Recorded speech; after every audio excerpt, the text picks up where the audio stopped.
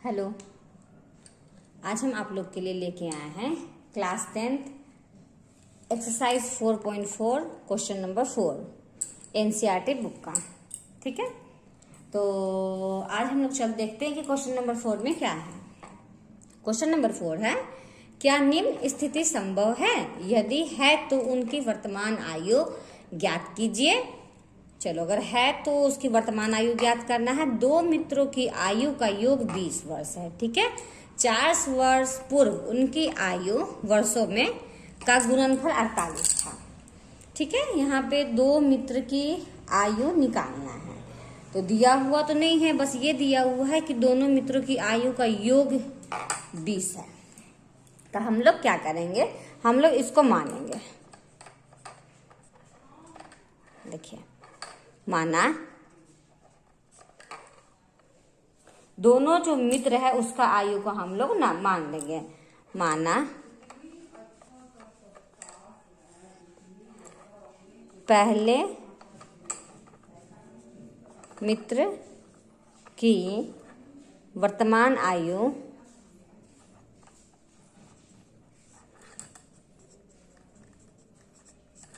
बराबर x। ठीक है, पुनः माना दूसरे मित्र की वर्तमान आयु बराबर y।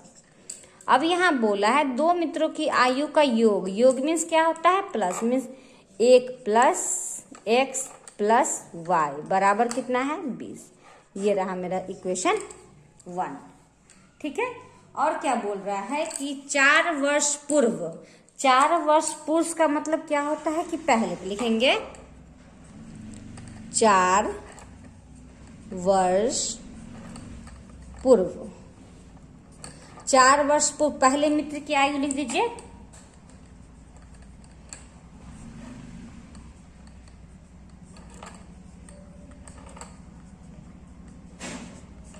तो वो x था, तो x था तो क्या हो जाएगा? 4 वर्ष पूर्व x माइनस 4।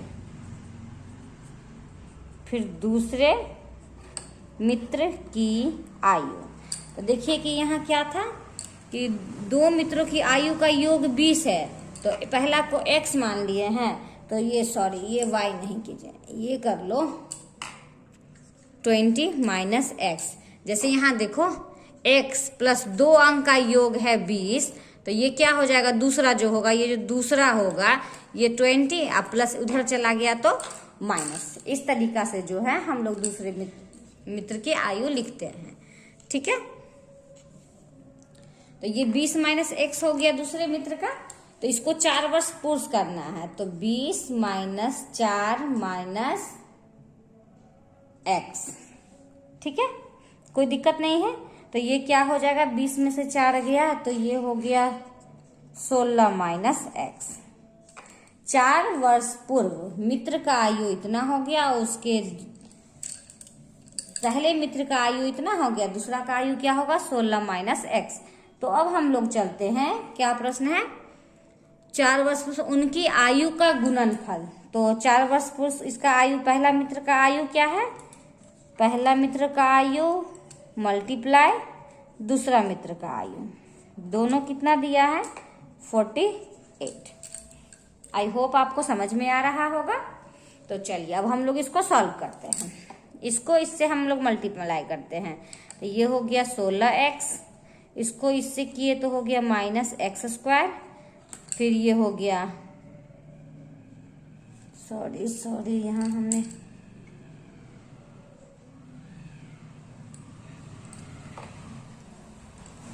x माइनस 4 था, 16x, फिर ये हो गया x²।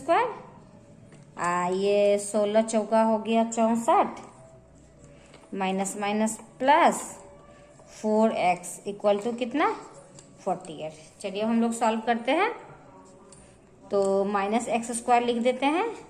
ये दोनों मेरा जाति मिल रहा है, तो 16 4 कितना हो गया? 20x minus 64।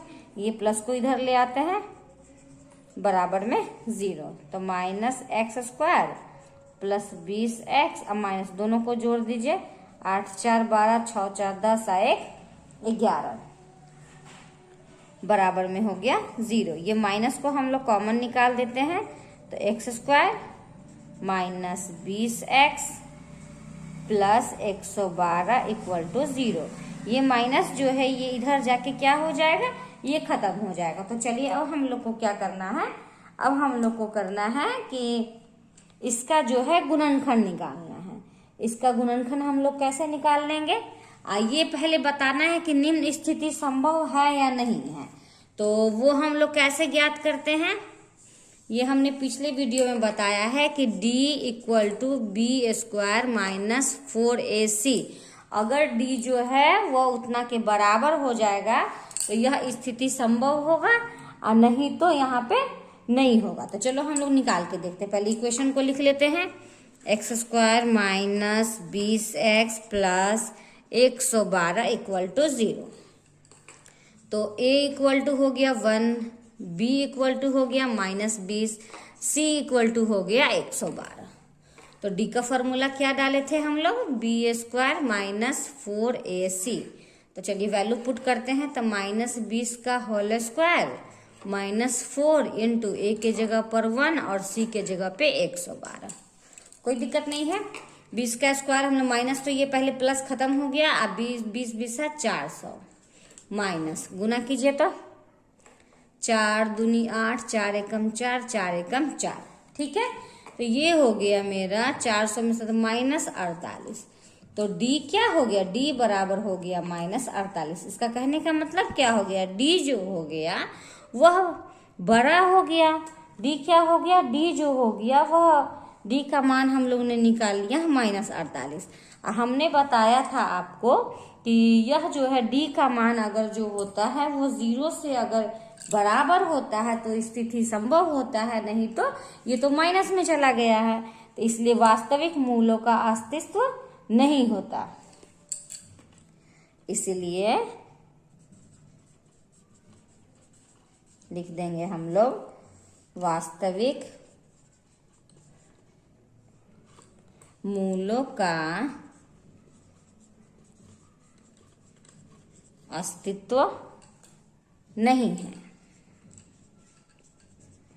क्यों नहीं, क्योंकि d का मान क्या है, यह d जो का मान जो है वह 0 से छोटा हो गया, इसलिए यह स्थिति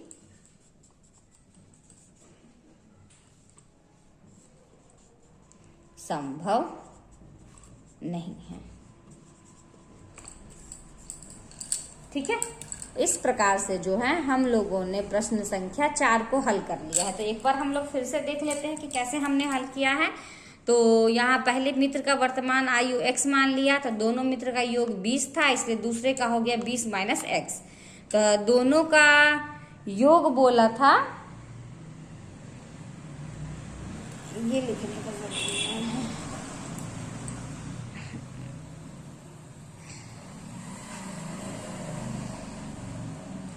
तो 4 वर्ष पूर्व देखिए, पहले मित्र की आयु x माइनस 4, फिर दूसरे मित्र की क्या किए, जो दूसरा मित्र जो निकाले थे 20 माइनस 4 माइनस x, तो ये दोनों माइनस कर दिए तो हो गया ये 16। तो दोनों का गुणनखंड जो था वो 48 था, तो ये हो गया गुना, हम लोगों ने सॉल्व किया तो मेरा इतना आया है। तो फिर d बराबर हमको देखना है बी स्क्वायर माइनस 4ac, तो हमने समीकरण को लिख लिया, a b c लिख लिया, तो d बराबर बी स्क्वायर माइनस 4ac।